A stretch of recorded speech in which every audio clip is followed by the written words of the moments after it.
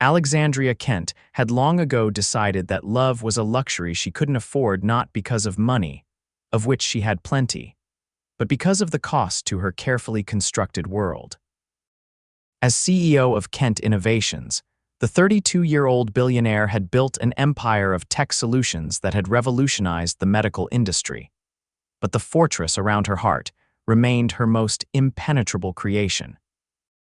The rain hammered against the windows of her penthouse as Alexandria Gia, to the few who knew her before the money, stared at the invitation on her desk. Another charity gala, another night of shallow conversations and business negotiations disguised as philanthropy. She sighed and tucked the invitation into her leather portfolio. At least this one was for the city library's literacy program, something she actually cared about. Gia glanced at her watch, 7:30 p.m. Most of her employees had gone home hours ago. That was the difference between building an empire and maintaining one. She never stopped working. She gathered her things and headed for the elevator, nodding at the night security guard. "Long day, Miss Kent," he asked. "Is there any other kind, Jerome?" she replied with a tired smile. Her driver waited outside, umbrella at the ready. "Home, Miss Kent. The public library, please. The main branch downtown." The driver's eyebrows shot up in surprise, but he quickly composed himself. Of course. The city lights blurred through the rain-streaked windows as they drove. Gia had promised to preview the space for the upcoming gala, but truthfully, she wanted to see the library when it was just a library, not transformed into some glittering venue where people who could easily write six-figure checks pretended to care about literacy rates. The massive stone building loomed ahead, its lights warm against the rainy evening. Gia stepped out, declining the umbrella. "I'll call when I'm finished, Thomas." Inside, the library was quiet but not empty. A few students hunched over textbooks, an elderly couple browsed the fiction section, and a librarian pushed a cart of books. Gia breathed in the scent of paper and wood polish, instantly calmed. She made her way to the central atrium where the gala would be held. It was a beautiful space with high ceilings and marble floors, currently occupied by reading tables and display cases. As she examined the area, a small commotion caught her attention. "Dad, I don't understand this problem," a young voice whined. "Let's look at it together, buddy. Remember what we talked about, one step at a time." Gia turned to see a man and a boy, perhaps 8 or 9 years old, sitting at one of the tables surrounded by textbooks and notebooks. The man wore a faded flannel shirt with rolled-up sleeves that revealed forearms corded with lean muscle. His dark hair was slightly too long, curling at his collar, and a day's worth of stubble shadowed his jaw. "But Miss Peterson said I need to finish all of these by tomorrow, and there are so many." The boy's voice rose, drawing a gentle shh from his father. "Owen, calm down. We've got time. Let's just focus on one problem at a time, okay?" Gia found herself drifting closer, oddly captivated by the scene. The man patiently guided his son through the math problem, explaining with such clarity that even Gia, who hadn't done elementary school math in decades, could follow his reasoning. "See, you've got this, bud." The boy beamed with pride as he solved the next problem on his own. "Thanks, Dad." As the boy worked on the next problem, the man rubbed his eyes tiredly. Gia noticed the worn state of his clothes, the bargain store notebook the boy was writing in, and the single granola bar they appeared to be sharing. Her assessment was automatic. Single father, struggling financially, devoted to his son. It wasn't pity she felt, but a strange respect. The boy's pencil snapped and he looked devastated. "Dad, that was my last one." The father patted his pockets, a frown creasing his brow. "I think we left our spares at home, bud." Before she could think better of it, Gia approached their table. "Excuse me," she said softly. "I couldn't help overhearing. I have an extra pen if you'd like it." The man looked up, and Gia was struck by the warmth of his brown eyes despite his obvious exhaustion. "That's really kind of you, thanks." She handed over the sleek fountain pen from her purse, a $500 writing instrument she'd received as a corporate gift. The boy's eyes widened. "Whoa, cool pen." The father examined it, then tried to hand it back. "This looks expensive. I wouldn't want to take it. Please keep it. I have others." Gia smiled, surprised at her own generosity. I'm Oliver Ingram, the man said, extending his hand. And this homework warrior is my son, James. Gia Kent, she replied, deliberately using her nickname rather than her full name, which might be recognized. She shook his hand, noting the calluses that spoke of physical labor. You're saving us from a math meltdown, Oliver said with a smile that transformed his tired face. I'd offered to help, but it's been a while since I tackled third-grade math, Gia said. Fourth grade, James corrected importantly. Ah, my mistake, fourth grade, much more serious. Oliver laughed, a genuine sound that caught Gia off guard.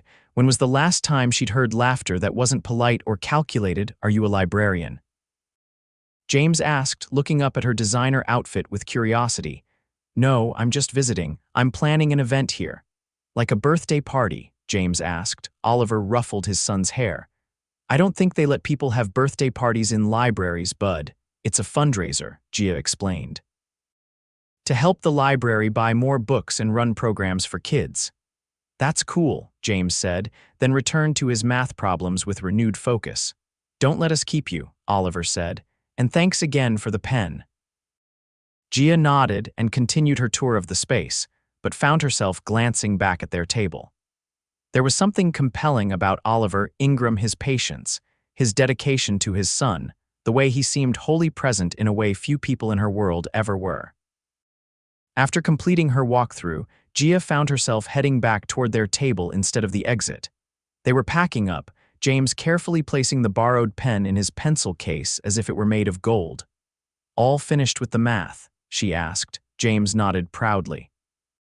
All 20 problems, impressive, Gia said, genuinely meaning it. What's your favorite subject in school? Science, James answered instantly. We're learning about space now. Did you know Jupiter has 79 moons? I did not know that, Gia admitted. That's quite a lot of moons for one planet to keep track of. Oliver smiled apologetically. Once he starts on space facts, he's unstoppable. I don't mind, Gia said, surprised to find it was true. Are you heading home now? Yeah, it's dinner time, Oliver said, though something in his expression suggested dinner might not be a sure thing. Would you? Gia hesitated, unsure what was prompting her to continue this interaction. Would you both like to join me for dinner? As thanks for letting me borrow your math expertise. Oliver looked surprised, then uncertain. That's really nice of you, but we couldn't impose. You wouldn't be imposing. I was planning to grab something anyway, and I hate eating alone. This was a lie. Gia often ate alone and preferred it. James looked up at his father with hope in his eyes. Can we, Dad, please? Oliver studied Gia for a moment, as if trying to determine her motives. Are you sure? Absolutely, Gia said. There's a good diner just down the block, nothing fancy, but the food is excellent. Well, in that case, we accept, Oliver said. Thank you. Outside, the rain had stopped and the evening air was cool and fresh. Thomas was nowhere in sight. Gia had forgotten to call him. She decided a walk would be nice. The diner was warm and inviting, with red vinyl booths and the smell of coffee and grilled cheese. They settled into a booth, James instantly gravitating to the kids' menu with its puzzles and games. So, Oliver, Gia began, what do you do when you're not solving fourth-grade math problems? I'm a contractor, he said. Mostly renovation work, some new builds when I can get them. I also teach night classes at the community college carpentry and basic home repair. That explains why you're so good at explaining things, Gia said. Oliver shrugged modestly. I like teaching. It's steadier income than contracting, which can be seasonal. Plus, I can usually bring James along to the evening classes. The department head is understanding. And James's mom, Gia asked cautiously. She left when James was 2, Oliver said quietly, while his son was absorbed in his menu games. Decided family life wasn't for her after all. I'm sorry, Gia said. Don't be. It was hard at first, but we've made our own way. James is the best thing that ever happened to me. His face softened as he looked at his son. Gia felt an unexpected pang in her chest. Her own parents had been technically present, but emotionally absent, more concerned with their social standing than their daughter's happiness. She'd learned early that love was conditional on achievement. What about you? Oliver asked. What kind of event are you planning at the library? A fundraising gala, Gia said, deliberately vague, for their literacy programs. That's great, Oliver said. James practically lives at the library on weekends, the children's librarian, Miss Rosa, has been amazing about finding books that match his interests. Their food arrived: cheeseburgers for Oliver and James, a club sandwich for Gia. James dove into his meal with enthusiasm, while Oliver ate more slowly, savoring each bite in a way that suggested regular meals weren't guaranteed. As they ate, they talked. Gia found herself sharing stories about her college days, carefully edited to remove references to her wealth or status. Oliver told her about a treehouse he was building for James in the small backyard of their rental house. James contributed occasional space facts or observations about school. Gia couldn't remember the last time she'd had such an honest conversation. There were no agendas, no subtle business negotiations, no social climbing, just three people sharing a meal and talking. When the check came, Gia reached for it. "Please let me," she said when Oliver protested. "I invited you." "At least let me leave the tip," he insisted. Gia recognized his pride and nodded. "Fair enough." Outside the diner, the awkward moment of parting arrived. Gia was surprised to find she didn't want the evening to end. "Do you come to the library often?" she heard herself asking. "3 times a week," James answered for his father. "Mondays, Wednesdays, and Saturdays." "Maybe I'll see you there sometime," Gia said. "I'll be around more often planning this event." "We'd like that," Oliver said with a smile that reached his eyes. "Wouldn't we, James?" "Yeah," James agreed enthusiastically. "You can tell us about your event. Will there be space stuff there?" Gia laughed. "I'll see what I can do about including some space stuff." They parted ways, Oliver and James heading toward the bus stop, Gia finally calling Thomas to pick her up. As her car glided through the city streets toward her penthouse, Gia found her thoughts lingering on brown eyes, patient hands, and genuine laughter. The next week brought an unusual change to Gia's routine.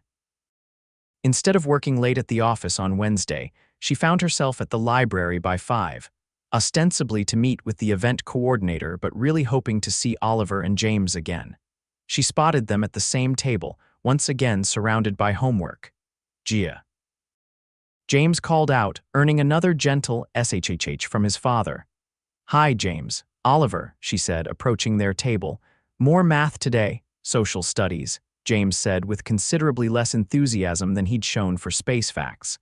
"We have to make a poster about a historical figure." "Who did you choose?" Gia asked. "Katherine Johnson," James said, brightening. "She was a mathematician who worked for NASA during the space race. She calculated the trajectories for the Apollo missions." "An excellent choice," Gia said, genuinely impressed by his selection. Combining math and space smart strategy. Oliver smiled at her, and Gia felt a flutter in her chest that both alarmed and intrigued her. "Would you like to join us?" he asked. "We're just brainstorming poster ideas." Gia glanced at her watch. Her meeting wasn't for another 30 minutes. "I'd love to." She sat down, placing her designer handbag on the table.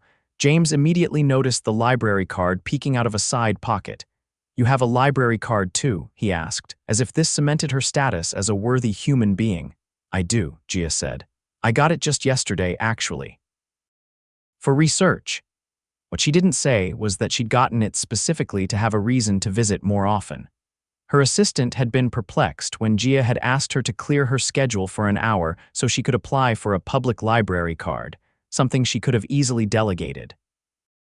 They spent the next half hour designing James's poster, with Gia suggesting a timeline of Katherine Johnson's achievements and Oliver proposing a border of stars and mathematical equations. James soaked up their attention, clearly delighted to have 2 adults focused entirely on his project. When Gia finally had to leave for her meeting, she felt a genuine regret. "This was fun," she said. "Good luck with your poster, James." "Will you come see it when it's done?" James asked hopefully. "I'd love to," Gia said, surprised at how much she meant it. As she walked away, she heard James ask his father, "Is Gia your friend, Dad?" "I think she might be," Oliver replied, his voice warm. Gia's meetings with the library staff went smoothly, her mind occasionally drifting to the father and son she'd left at the study table. Before leaving, she made sure to stop by and say goodbye, accepting James's insistence that she should come to the library on Saturday to see his finished poster. Over the next few weeks, a pattern emerged. Gia found reasons to be at the library whenever Oliver and James were there. Sometimes she would work on her laptop at a nearby table, occasionally joining them for impromptu study sessions. Other times, she would arrive just as they were finishing, and the three would go to the diner for dinner. She learned that Oliver had been raising James alone for 6 years, that he'd put his own dreams of starting a construction company on hold to provide stability for his son, that he worked multiple jobs to make ends meet, but never complained. She discovered that James was gifted in science and math, but struggled with reading, that he had an encyclopedic knowledge of space, and that he secretly hoped to be an astronaut someday. In turn, Gia found herself sharing carefully edited stories about her life, her love of reading as a child, her college years studying business and engineering, her current work in tech, as she vaguely described it. She never mentioned her wealth or status, afraid it would change the dynamic of their friendship. She told herself she wasn't lying, just omitting certain details. One Saturday afternoon, almost a month after their first meeting, Gia arrived at the library to find only James at their usual table. "Hi, Gia," he whispered excitedly. "Dad had to take a phone call outside. He said it was important." "That's okay," Gia said, sitting down. "What are you working on today?" "Reading," James said with a frown. "I have to read 20 minutes every day, but I don't like it." The words get all jumbled sometimes. "Have you told your teacher about that?" Gia asked, concerned. James shrugged. "Dad talked to her. She gave me these special exercises to do, but they're boring. Maybe we could find a book you'd enjoy more," Gia suggested. "Something about space, perhaps." James perked up. "Could we?" They were browsing the children's science section when Oliver found them, his expression a mix of excitement and disbelief. "There you are," he said. "James, Gia, you won't believe what just happened. I got the Riverside project, the big one." James asked, jumping up and down until a nearby librarian gave them a stern look. "The very one," Oliver confirmed, his eyes shining.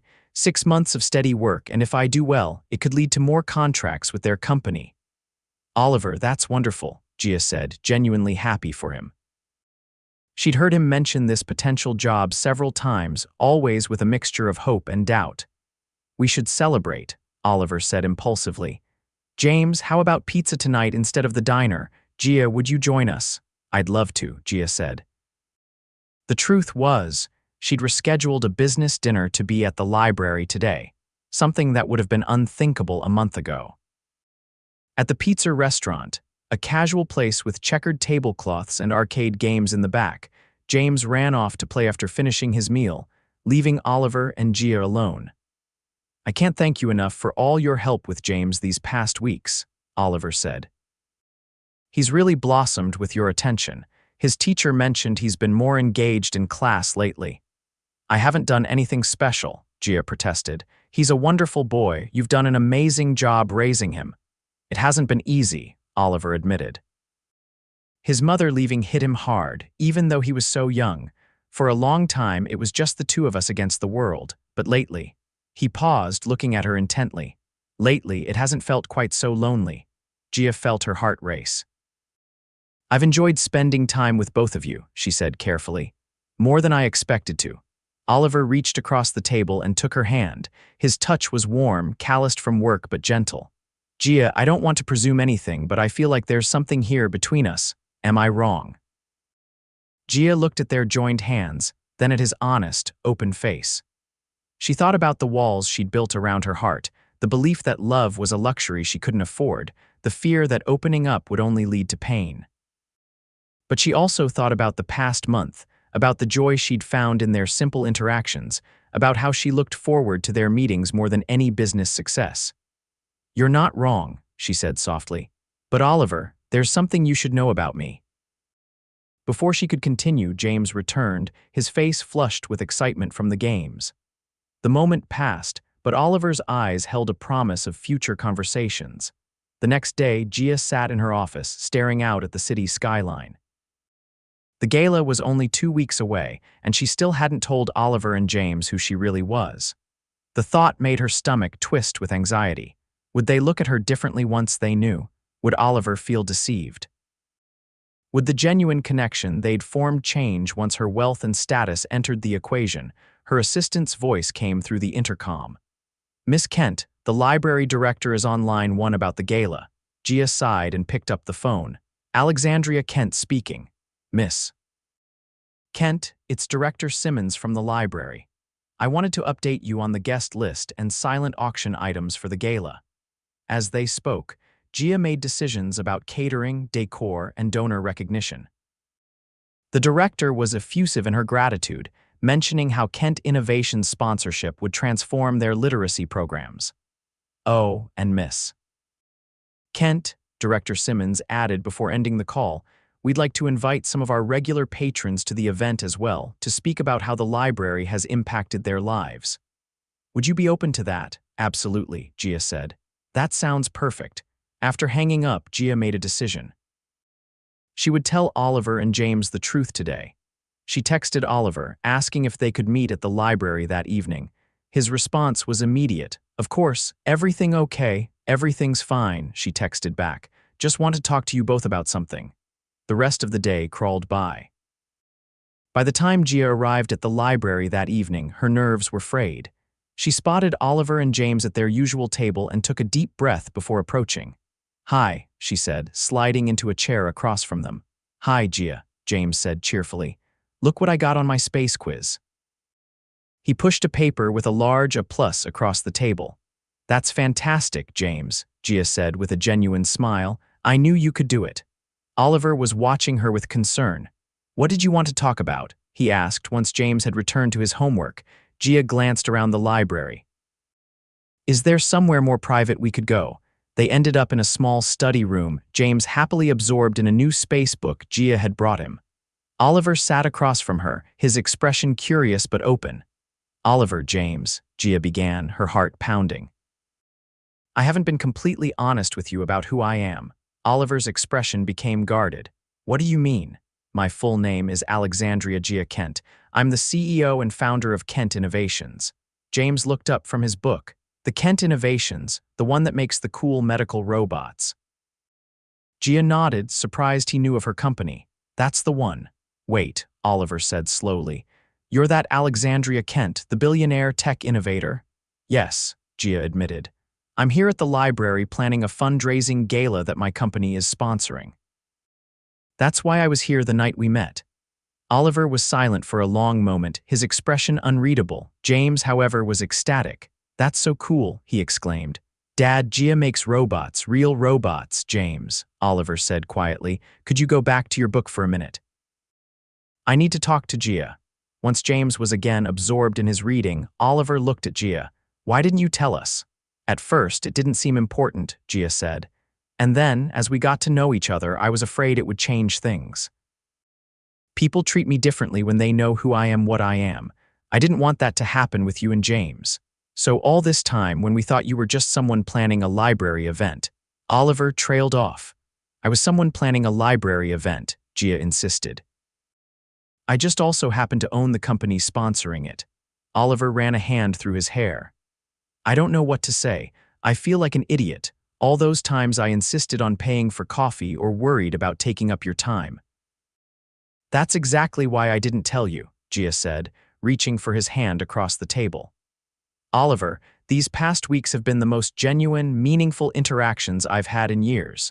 Most people in my world want something from me: my money, my influence, my connections. You and James just wanted my company. Do you have any idea how rare that is?" Oliver looked at their joined hands. "I understand why you kept it a secret, but I wish you had trusted me." "I'm trusting you now," Gia said softly, "and I'm asking if this changes how you feel about me." Oliver was quiet for a long moment. "I need some time to process this," he finally said.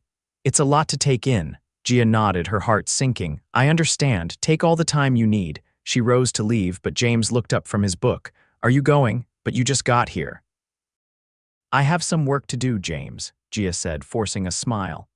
"I'll see you soon, okay? Promise?" James asked, his expression so earnest it made her chest ache. "Promise," she said, though she wasn't sure if Oliver would want her around anymore. The next few days were the longest of Gia's life. She threw herself into work, finalizing details for the gala and reviewing quarterly projections, but her thoughts constantly returned to Oliver and James. She checked her phone obsessively, hoping for a message from Oliver, but none came. On Wednesday, their usual library day, Gia couldn't concentrate on anything. By 5 o'clock, she made a decision. She would go to the library. If Oliver and James were there, she would know he was still willing to see her. If not, she would have her answer. As her car pulled up to the library, Gia's stomach was in knots. She entered slowly, her eyes scanning the main room for the familiar sight of father and son at their usual table. They weren't there. Gia felt a crushing disappointment. She had her answer. She turned to leave, fighting back unexpected tears when a small voice called out, "Gia, over here." She turned to see James waving enthusiastically from a different section of the library. Oliver stood beside him, his expression uncertain but not unwelcoming. Gia approached them cautiously. "Hi," she said. "We're in the technology section today," James explained. "Dad said we could look for books about robots since you make them. Did you know there are robots that can do surgery and robots that explore other planets?" "I did know that," Gia said, smiling despite her nerves. "In fact, my company is working on improving surgical robots right now." She looked at Oliver, trying to gauge his mood. He met her eyes steadily. "James, why don't you pick out a few books while I talk to Gia?" he suggested. Once James was occupied a few shelves away, Oliver turned to her. "I'm sorry I didn't call," he said. "I needed to think." "And what did you decide?" Gia asked, her voice barely above a whisper. "I decided that I fell for the woman who shares her fountain pens, helps with science posters, and makes my son light up like a Christmas tree, not her bank account," Oliver said. "But I need to know that you're serious about this, about us. Because James is already attached to you, and if this is just some kind of, I don't know, slumming adventure for you, it's not," Gia interrupted firmly. "Oliver, before I met you and James, I convinced myself that love wasn't for me. That it was a distraction from building my company, or that anyone who showed interest in me was really interested in what I could give them. But you've shown me what real connection looks like, what it feels like to be valued for who I am, not what I have." Oliver stepped closer, taking both her hands in his. "I don't care about your money, Gia. I care about you, the woman who's been sharing our library table and our lives for the past month.